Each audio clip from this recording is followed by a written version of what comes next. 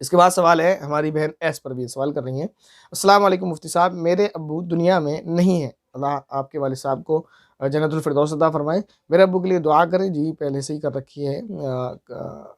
Please मेरे अब्बू का नाम, इसमें नाम सही नहीं लिखा, जासुद्दीन लिखा है, पता नहीं या तो गयासुद्दीन होगा या कुछ और होगा, जो भी आप क्लियर रखें। बहरहाल जो भी हैं, आपके वालिद साहब का नाम, दुआ है कि अल्लाह रब्बुल इज़्ज़त आपके वालिद साहब के सय्यात को, जो उनसे जाने अनजाने गुनाह हो गए, उनको हसनात यानी नेकियों से तब्दील फरमाए, उनके गुनाहों को माफ़ फरमाए, उनको जन्नतुल फिरदौस में जगह नसीब फरमाए। और मैं, जैसे मेरा मामूल है कि मैं जब भी सुनता हूँ किसी की जो है वफ़ात के बारे में, तो मैं खुद भी इस काम को करता हूँ और लोगों से भी कहता रहता हूँ जो मेरे सामने होते हैं। जैसे मैं इस वक्त आपसे कह रहा हूँ कि आप वीडियो को चाहे इस वक्त पॉज़ कर दें, रोक दें, और आप पहले बिस्मिल्लाह पढ़कर, अगर आप पाक हैं तो 3 मरतबा सूरह इखलास पढ़ें। सूरह इखलास पढ़कर इनके वालिद साहब के लिए जो है मग़फ़िरत की दुआ करें, बख्श दें उनको। अब इनका सवाल ये कि नहीं मुफ्ती साहब, मेरा सवाल है, कोई ये बोले कि अल्लाह तुम्हारे अब्बू की मग़फ़िरत करे और जन्नतुल फिरदौस में आला मकाम अता फ़रमाए, क्या मरहूम को सवाब पहुँचता है? जी बिल्कुल पहुँचता है। और क्या अल्लाह ताला मग़फ़िरत कर देते हैं? यकीनन कर देते हैं। अल्लाह ताला बहुत रहमान और रहीम है। और फरमाती हैं मरहूम की, जी प्लीज़ मेरे मेरे सवाल का जवाब ज़रूर देना। जवाब आपका हो गया। इसके बाद हमारी बहन नुसरत खान, जो इस्लामिक क्विज़ कॉम्पिटिशन में फर्स्ट पोजीशन जिन्होंने हासिल की थी, उनका एक कमेंट पहले भी आया था, पता नहीं इसका वो रह गया था शायद, उन्होंने कहा मैंने किया था कि जवाब नहीं आया। दोबारा कमेंट उन्होंने किया है। नंबर 1, यीस्ट यानी खमीर, जिसको हिंदी में खमीर बोलते हैं, उर्दू में भी, जो वो ब्रेड बनाने में यूज़ होता है। तो ये प्लांट्स, पौधे वगैरह से भी या फिर एनिमल्स से भी बनाया जाता है। मैंने पढ़ा है उसको, जानवरों से, कीड़े मकोड़ों से भी बनाया जाता है। मेरा सवाल है कि बेकरी में जब हम ब्रेड खरीदते हैं तो हमें ये पता नहीं होता कि कौन से किस्म का यीस्ट इसमें यूज़ हुआ है। क्या हमें बेकरी वाले से ये पूछना चाहिए कि कौन सा यीस्ट है, या फिर बिना पूछे खा सकते हैं? क्योंकि उसकी कोई क्या गारंटी है कि वो सच भी बोलेगा? हमें क्या करना चाहिए? तो देखें, इस्लाम का उसूल है अल हलालु बय्यिन वल हरामु बय्यिन, कि हलाल चीज़ें भी वाज़ेह हैं, हराम चीज़ें भी वाज़ेह हैं। तो जो हलाल है उनको करते जाएँ, जो हराम है उनको छोड़ते जाएँ, उनको नहीं करना। अब दरमियान में रह जाती है मुतशाबिहात, जिनको बोलते हैं, जिनमें इंसान को शुबा पैदा होता है, जिसमें आपको शुबा पैदा हो रहा है। तो इसका जवाब दो, इसके आपके पास 2 इलाज हैं। एक तो ये कि या तो इसकी तहकीक आप कर लें, अगर कर सकते हैं तो। क्योंकि इस एक रूल इस्लाम ने दिया है, एक उसूल आपको दिया है कि जिस चीज़ के आपको हराम होने का इल्म ना हो, तो जब तक उसकी तहकीक ना हो जाए कि ये हराम है, तब तक वो हराम नहीं होता। हर चीज़ असल में हलाल रहती है। कोई भी, जैसे आपके सामने जंगल में कोई पेड़ पौधा आपको नज़र आया, आप भूखे हैं, आप उसे खाना चाहते हैं, तो आप उसकी तहकीक कहाँ करेंगे? अगर आपको ये यकीन नहीं, जैसे कोई नया किस्म का आपके सामने फल आया या कोई नई चीज़ कंपनी से बनकर आ रही है मार्केट से, तो जब तक आप उसको हराम होने को नहीं जानते, जैसे मैगी के बारे में बहुत मशहूर है कि इसके अंदर खंजीर की चर्बी यूज़ होती है, लेकिन इतनी तहकीक के बावजूद अभी तक किसी ने गारंटी के साथ ये बात नहीं बताई कि इसके अंदर मैगी में खंजीर की चर्बी यूज़ होती है। बस ये कही सुनी सी बात है, या और भी चीज़ों को, लेकिन तहकीकी रिपोर्ट अभी तक किसी को पढ़ने को नहीं मिली कि इन चीज़ों में खंजीर की चर्बी यूज़ होती है। तो अफ़वाहों पर ध्यान नहीं देना है, या इसी तरह सिर्फ शुबे में पढ़कर परेशान नहीं होना है। या तो ये कि आपको शुबा हो रहा है, तो सबसे बेहतर ये है कि आप इन चीज़ों को खाना छोड़ दें। घर के आप ब्रेड, रोटी, और सबसे बेहतर है कि आप घी की रोटी बनाएँ, उस पर घी लगाएँ, सबसे बेहतर और सबसे देसी चीज़ है जो आपको ताकत बख्शती है। तो वो खाएँ आप। बन वगैरह आप घर में भी बना सकती हैं, और वैसे अगर आपको शुबा होता है तो इसको खाना छोड़ दें, पहली बात तो ये। वरना अगर ये, जब तक आपको यकीन नहीं है कि ये हराम है, तब तक ये आपके लिए हलाल है। हाँ, अगर आपको किसी वजह से तहकीक हो जाती है, या आपको यकीन हो जाता है कि ये हराम है, तो फिर आप इसको नहीं खाएँगे। लेकिन जब तक यकीन नहीं है कि ये हराम है, तब तक वो हलाल है, आप उसे खा सकते हैं। लेकिन एहतियातन अगर आप उसे छोड़ दें तो कोई गुनाह की बात नहीं है। इसी तरह अगर आप उसे खाते रहते हैं, तब भी कोई गुनाह की बात नहीं है। इस तरह इनका दूसरा सवाल यही है, होम्योपैथिक क्रीम है जिसमें लिखा हुआ है कि इसमें अल्कोहल है। सिर्फ़ अल्कोहल लिखा हुआ होता है, अ, और उसके बारे में कुछ नहीं लिखा होता कि इसमें अल्कोहल, एथिल अल्कोहल है, या मतलब कोई सा भी है, कोई उसमें कुछ नहीं लिखा होता डिटेल। खुलासा इनका पीछे वाले सवाल की तरह ही है, क्या ऐसी क्रीम को यूज़ कर सकते हैं? प्लीज़ जवाब ज़रूर दीजिए। जज़ाकल्लाह। तो देखिए, कोई भी चीज़, जैसे मैंने इसमें बताया रूल ये, अब ये अल्कोहल इसके अंदर लिखा हुआ है, लेकिन इसमें लिखा नहीं कि अल्कोहल कौन-सा है। तो या तो आप ये देखें इस क्रीम का मुतबादिल कोई है, दूसरी कोई क्रीम है या नहीं, अल्टरनेट मौजूद है कि नहीं। अगर इसका अल्टरनेट मौजूद है, तो इसमें आप तहकीक में पढ़ें ही ना, दूसरी क्रीम यूज़ करें। चाहे वो होम्योपैथिक के बदले आपको आयुर्वेदिक में मिल जाए, एलोपैथिक में मिल जाए, यूनानी में मिल जाए, या फिर होम्योपैथिक में ही इसका अल्टरनेट मिल जाए। तो आपको जो परेशानी है, उसकी जो क्रीम है, उसका अल्टरनेट अगर आपको मिल रहा है, तो इस क्रीम को आप बिल्कुल छोड़ दें। दूसरी बात ये कि यही वही बात है कि जब तक आपको इसकी तहकीक, या तो आपसे तहकीक करें, पूछें उनसे अगर वो बता दें आपको इसमें वो अल्कोहल यूज़ होता है जो नापाक है और हराम है, तो आप यूज़ ना करें। और अगर आपको मालूम हो जाए कि इसमें अल्कोहल वो नहीं है, तो फिर आप इसको यूज़ कर सकते हैं, या फिर जब तक आपको ये यकीन नहीं है कि इसमें अल्कोहल जो हराम है आप और इसका मुतबादिल अल्टरनेट भी आपके पास मौजूद नहीं है, तो फिर आप इसे यूज़ करें। लेकिन सबसे बेहतर ये है कि अल्टरनेट ढूँढें, अल्टरनेट मिल जाए तो इसको छोड़ दें, अल्टरनेट जो इसका मुतबादिल है उसको यूज़ करें। अगर वो नहीं मिलता तो फिर इसकी या तो तहकीक करें आप, और अगर हराम साबित हो, नापाक साबित हो तो छोड़ दें, या फिर आप इसको यूज़ करते रहते हैं, कोई मसला नहीं है। क्योंकि मैंने कोई मसले वाली बात इसलिए कही कि जब हमें इसका इल्म ही नहीं है और कोई यकीन नहीं है कि ये वो हो सकता है, बेहतर है कि तहकीक कर लें और छोड़ दें। बहरहाल इसके बाद सवाल है, हमारी बहन महराज अहमद सवाल कर रही है, अस्सलाम वालेकुम मुफ्ती साहब, मेरे एक भाई हैं, उनको गेहूं काटने का ख्वाब बहुत आते हैं, उसकी ताबीर भी बता दीजिए, वो बहुत परेशान है। परेशान होने की ज़रूरत नहीं है, थोड़ा नेक अमल की तरफ तवज्जो करने की ज़रूरत है, फजर की नमाज़ और तहज्जुद पाबंदी के साथ पढ़ें इंशाअल्लाह।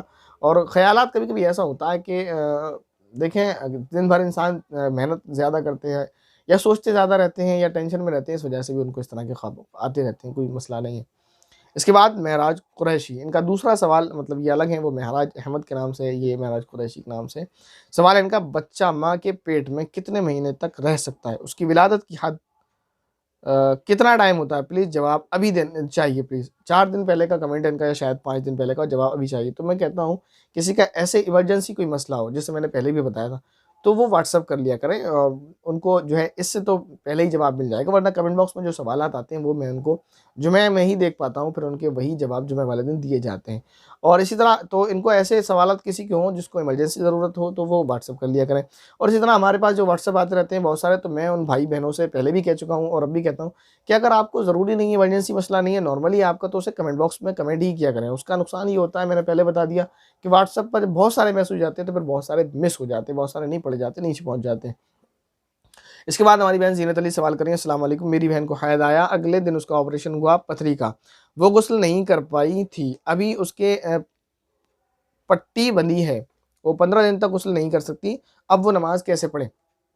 देखें, एक तरीका तो यह है कि गुस्ल अच्छा नहीं कर सकती तो फिर नमाज नहीं पढ़ सकती। लेकिन अगर कोई सूरत निकल आए, जैसे ऑपरेशन हुआ है, तो उस जगह पर पन्नी वगैरह या टेपिंग वगैरह करके अगर गुस्ल कर सकते हैं कि पानी वहाँ ना पहुँचे ऑपरेशन की जगह पर नुकसान। अगर देखें पानी नुकसान नहीं पहुँचाता तो फिर वज़ू करना ज़रूरी है। अगर पानी नुकसान पहुँचाता है तो फिर पानी से बचाव का इंतज़ाम कर लें कि उसको पानी से बचा लिया जाए, बाकी जगह पूरा धो लिया जाए अच्छी तरह से, और फिर उस जगह पर पट्टी वगैरह है तो उसको खोलने के बाद में उस पर मसा कर लिया जाए, ये तरीका है। लेकिन अगर जैसे आपने लिखा कि गुस्ल कर ही नहीं सकती परेशानी की वजह से, तो कोई मसला नहीं, नमाज को मौकूफ़ रखें, जब तबीयत में आराम हो जाए, जब आपका जो ज़ख्म है वो सूख जाए, उसके बाद गुस्ल करें, नमाज़ों की क़ज़ा कर लें। इसके बाद हमारी बहन है फिरदौस, सवाल कर रही है, अस्सलाम वालेकुम, मेरा सवाल है नंबर 1, फ़र्ज़ नमाज पढ़ने के बाद कौन से अज़कार पढ़ें, सिर्फ आयतुल कुर्सी पढ़ें, अल्लाहुम्मा अंतस सलाम व मिनकस सलाम, ये पढ़ें बस, इसके अलावा कुछ नहीं पढ़ें। देखें फ़र्ज़ नमाज वो जिनमें सुन्नतें मुअक्कदा हैं, जिनके बाद, जैसे आपकी ज़ोहर की नमाज, इशा की नमाज, आपकी मगरिब की नमाज, तो जिनके बाद सुन्नतें मुअक्कदा हैं, उन नमाज़ों में सीधे-सीधे सुन्नतें हैं, असर और मगरिब, असर और फजर की बात तो सुन्नतें हैं ही नहीं, चाहे सुन्नतें मुअक्कदा हो या गैर मुअक्कदा। तो जिन नमाज़ों के बाद सुन्नतें हैं, उनके बाद सिर्फ आपको आयतुल कुर्सी या अल्लाहुम्मा अंतस सलाम व मिनकस सलाम पढ़ना है। बाकी जो आपके अज़कार हैं वो नमाज़ कंप्लीट करने के बाद पढ़ना है। जैसे आप फजर की नमाज़ से फ़ारिग हुए तो आप सारे ज़िक्र पढ़ सकते हैं, क्योंकि आपको अब कोई सुन्नत नहीं पढ़ना। ज़ोहर की नमाज़ के बाद क्योंकि आपको सुन्नत पढ़ना है, तो सिर्फ आयतुल कुर्सी और अल्लाहुम्मा अंतस सलाम व मिनकस सलाम ये दुआ पढ़ेंगे, इसके अलावा बाकी के औरात नहीं पढ़ना, सुन्नत पढ़ने के बाद पढ़ना, ये अफ़ज़ल है। लेकिन अगर कोई सुन्नत से पहले और फ़र्ज़ नमाज के बाद ये पढ़ लेता है तो बेहतर नहीं है। कभी-कभी अगर पढ़ता है तो गुनाह तो नहीं होगा, लेकिन अगर मामूल बना लेता है तो ये खिलाफ औला मकरूह होने की वजह से अगर मामूल बनाता तो बेहतर नहीं है। बाज़ उलमा ने तो यहाँ तक लिखा है कि वो गुनाहगार होगा, बाज़ ने तो ये लिखा है कि अगर फ़र्ज़ नमाज के बाद कोई बंदा ज़िक्र और अज़कार में मशगूल हो जाता है और लंबे-लंबे ज़िक्र करने लगता है, उसके बाद सुन्नत पढ़ता है, तो उसको सुन्नत पढ़ने का सवाब ही नहीं मिलता। बाज़ उलमा ने यहाँ तक लिखा है। तो बेहतर ये है कि जो हदीस से नबी पाक सल्लल्लाहु अलैहि वसल्लम का मामूल साबित है, यानी आयतुल कुर्सी और अल्लाहुम्मा अंतस सलाम व मिनकस सलाम, तो फ़र्ज़ नमाज के बाद सिर्फ ये पढ़ें। इसके बाद जो नबी पाक सल्लल्लाहु अलैहि वसल्लम ने दूसरे वज़ाइफ औरात वगैरह बताए हैं या उलमा बताते हैं, उसको आप सुन्नत के बाद यानी लास्ट में बिल्कुल पढ़ें। लेकिन कभी-कभी अगर कोई पहले पढ़ लेता है तो इसकी इजाज़त है। दूसरी बात, ये मसला तो ख़वातीन के लिए था और उन लोगों के लिए जो मस्जिद में सुन्नत और फ़ज्र दोनों फ़र्द सब पढ़ते हैं।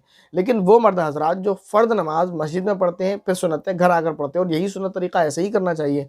फ़र्ज़ घर में पढ़ें और फ़र्ज़ मस्जिद में पढ़ें, सॉरी, और घर में आकर सुन्नतें पढ़ें। लेकिन क्योंकि आमतौर पर घर में आके आदमी सुस्ती कर जाता है, तो जो सुस्त आदमी है उसके लिए बेहतर क्या है, मस्जिद में पढ़े। लेकिन जिसको यकीन है कि मैं सुन्नतें घर जाकर पढ़ सकता हूँ, तो उसको सुन्नतें घर जाकर ही पढ़ना चाहिए। तो ऐसे बंदे के लिए क्या है कि वो फ़र्द पढ़कर अल्लाहुम्मा अंत सलाम व मिनका सलाम आयतुल कुर्सी पढ़कर दुआ कर ले। दुआ के बाद जब वो रास्ते में निकलेगा, रास्ते में घर की तरफ चलेगा, तो जो रास्ते में उसका वक्त है उसमें वो दूसरे औरात जो उसको सुन्नतों के बाद पढ़ने के लिए कहेंगे वो यहाँ पढ़ सकते हैं।